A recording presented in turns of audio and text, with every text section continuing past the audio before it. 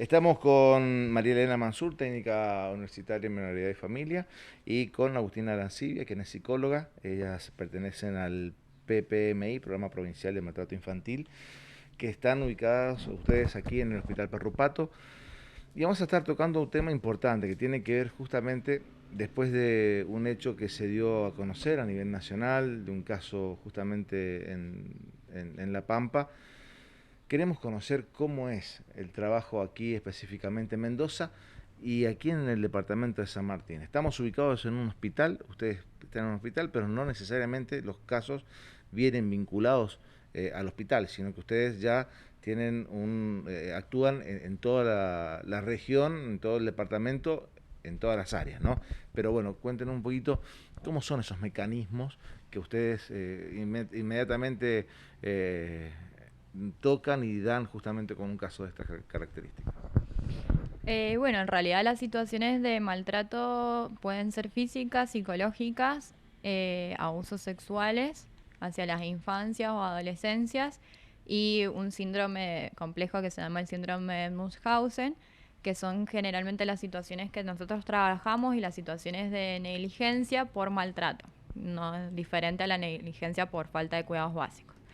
Estas situaciones nosotros siempre las trabajamos cuando tienen que ver con problemáticas intrafamiliares, es decir, que suceden dentro del círculo familiar o del grupo familiar conviviente del niño, niña o adolescente, porque es con el rango etario que trabajamos. Y las derivaciones en realidad, nosotros al estar ubicadas, particularmente San Martín, que tiene el servicio dentro del Hospital Perrupato, trabajamos con derivaciones ya sea de la guardia del hospital o del servicio de pediatría del hospital, pero también trabajamos con muchas derivaciones por el ETI, que es el equipo técnico interdisciplinario del departamento de San Martín, por algunas instituciones escolares, que puede ser por intervención de DOIT o sin intervención de DOIT, generalmente ha intervenido DOIT, o también por fiscalía, juzgados o una fuente grande de derivación es la línea 102, que es la línea de los niños, niñas y adolescentes, en los cuales cualquier persona puede hacer un llamado. Este llamado es anónimo y lo que hace es dar aviso de una situación de vulneración de derechos de algún niño, niña o adolescente. Es decir, que algún niño o niña o adolescente está corriendo algún tipo de riesgo o tienen conocimiento sobre algo que está sucediendo. En el marco justamente de episodios o de alertas dentro del hospital, vamos a preguntar a Marita cómo se trabaja, cómo es el abordaje justamente de los temas y en las alertas que ustedes reciben desde el hospital ante signos de violencia o posible violencia, ¿no? Bueno, en realidad desde el hospital, cuando un niño entra a guardia por una caída, algún traumatismo, y el médico empieza, el profesional empieza como a investigar un poco, a indagar cómo fue, qué sucedió, y no le termina de cerrar la situación, directamente intenta dejarlo en internación. Si es posible, se queda internado el niño y luego nos dan a nosotros la intervención por intermedio de la internación, que sería una interconsulta. Nosotros vamos a pediatría y bueno, charlamos con los médicos y ahí como que juntos tratamos de hacer el despeje de la situación. Se les otorga un turno. Bueno, se entrevista en la misma internación a los progenitores, quien esté acompañando, quizás una abuela, el adulto que esté acompañando al menor, y también intentar hablar con el niño, la niña o el adolescente, a ver si nos puede un poco decir qué pasó, ¿sí? En el marco justamente de esta situación, se detectan muchos casos que intentan tapar de abuso o no, o de maltrato en la familia, a través de una caída, de decir, no, fue un accidente. Sí, todo el tiempo, justamente. Sí, sí se trabaja con esto y por eso da lugar a la duda, o quizás se hace algún tipo de estudio un poquito más profundo o algunas placas y dicen, pero tiene bastantes traumatismos anteriores, se ve tal o cual situación. Sí, la gente no siempre viene con la verdad. En caso de detectar esta falta, esta mentira, ¿cómo se aborda desde el núcleo de ustedes, digamos? ¿A quién dan intervención? Claro, lo que pasa es que, a ver, vamos a tener cuidado con algunas palabras porque no se trata de mentiras, sino que es propio de la problemática del maltrato o del abuso. Es una característica inherente de la problemática. Ocultar la información, cambiar el relato, son todos indicadores que a nosotros nos sirven para poder confirmar un diagnóstico. O sea que nosotros esperamos que cuando nos vamos a preguntar sobre una situación, un traumatismo, para nosotros es muy importante tener un primer relato, el relato que por ahí pesca el médico, la médica que entrevista, porque ahí entonces nosotros podemos empezar a ver si el relato cambia, si hay información que no es la misma y demás que nos sirven de indicadores. Que generalmente cuando llegan, el relato que traen es uno y cuando empiezan a darse cuenta de que ya las preguntas son muchísimas, que empiezan con cosas más profundas, que le fueron a consultar al otro y que vino otro médico más y empiezan a cambiar el relato. Entonces, cuando ya están internados y entramos nosotras, quizás en la misma entrevista nos empiezan a comentar otra cosa que no tiene nada que ver con lo que dijeron al principio, que esto estaría confirmando todo lo que empezamos en algún momento a sospechar. ¿Sí? Se dan cuenta, detectan que eso no es verídico, que están intentando ocultar algo. ¿Qué intervención hay ahí? ¿De qué manera intervienen ustedes? ¿Y qué otro ente interviene también en ese momento? ¿Querés que vas a?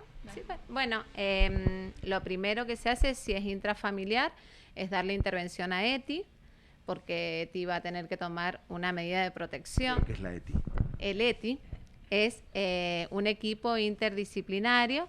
Ellos toman medidas de protección por la vulneración de derechos, ¿sí? Entonces, se le da lugar a ETI para que tome la medida de protección y no se puede ir de alta el niño, la niña o el adolescente hasta que ETI no haya intervenido y diga qué se va a hacer.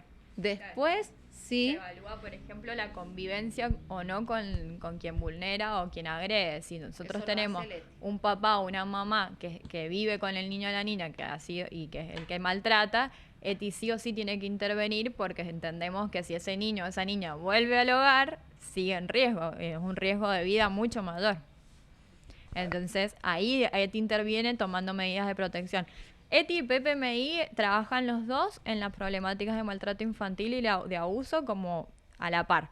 Lo que hace ETI tiene que ver con la parte de protección de derechos y lo que hace PPMI tiene que ver con espacio terapéutico. Es un equipo de salud que se encarga del abordaje terapéutico de esas situaciones. Bien, o sea que el niño no se va al hospital hasta que haya ya un control de esa situación que ese niño en riesgo, digamos. Claro, no va a volver al domicilio en la misma situación en la que salió.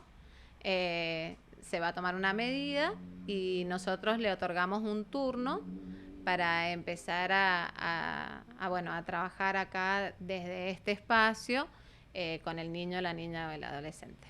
Algo importante que es que nosotros en internación evaluamos criterios de riesgo y de gravedad. A partir de esa evaluación nosotros tenemos que priorizar. Lo primero que se prioriza es la salud del niño o de la niña, por eso la medida de la internación es una medida de protección a la salud. Después lo que se evalúa tiene que ver con la protección de ese niño, por eso ahí se le da intervención al ETI. Y la tercera instancia, que no es menor y que es necesaria, tiene que ver con la activación de la parte judicial, es decir, la denuncia. Cuando viene una niña, un niño o un adolescente en situaciones de abuso, se requiere la denuncia, obviamente, y en las situaciones de maltrato, cuando tenemos lesiones o indicadores altamente específicos, como puede ser una lesión, también se radica la denuncia. ¿La denuncia quién la radica? Porque si viene la familia y está ocultando la situación, no se van a autodenunciar.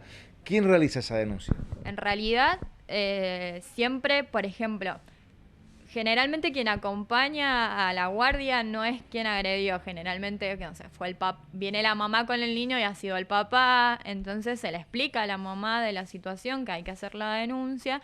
y las consecuencias que tiene si ella no radica la denuncia, porque hay consecuencias también de encubrimiento y otras cuestiones a nivel legal.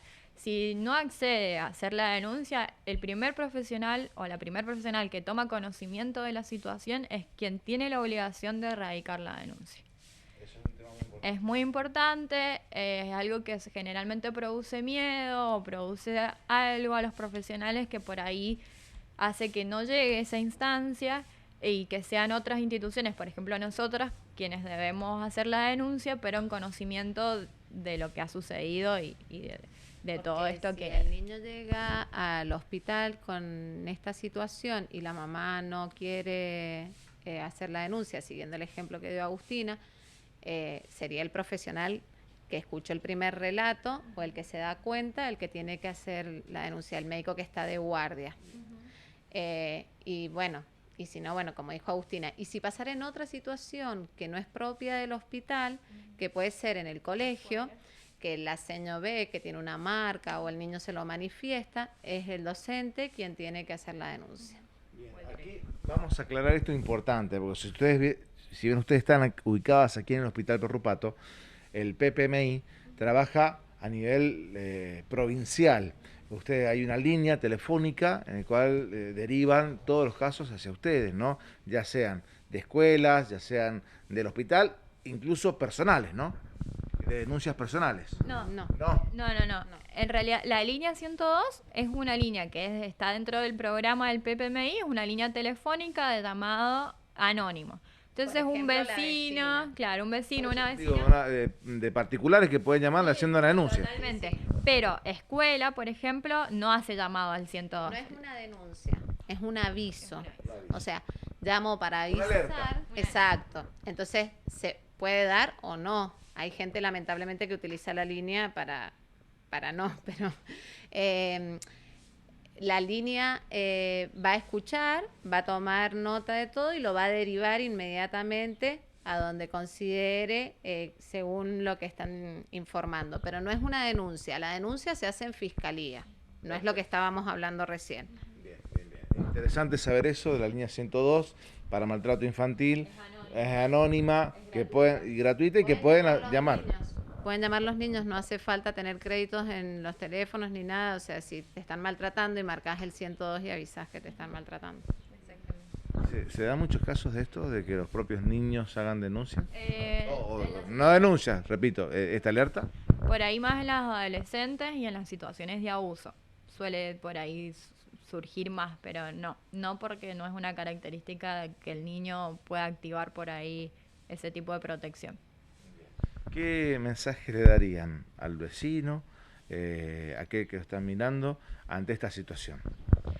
Y en realidad que no tenga miedo, que las infancias las tenemos que proteger todos, que la infancia es un tema de todos y de todas, y que si nosotras tenemos conocimiento de que está pasando algo, o al menos sospechamos de que puede estar pasando algo, es mejor dar aviso.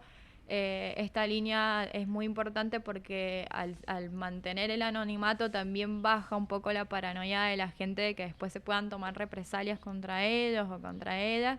Y bueno, esto, que en realidad la infancia es un tema social y que la protección no es solo de la familia, sino de cualquier persona que es parte de una sociedad. Así que no tengan miedo, que de verdad es anónima. Y que ayuda muchísimo y que salva vidas, y bueno, y eso lo sabemos, lo podemos más que nada ver ahora, hoy en día.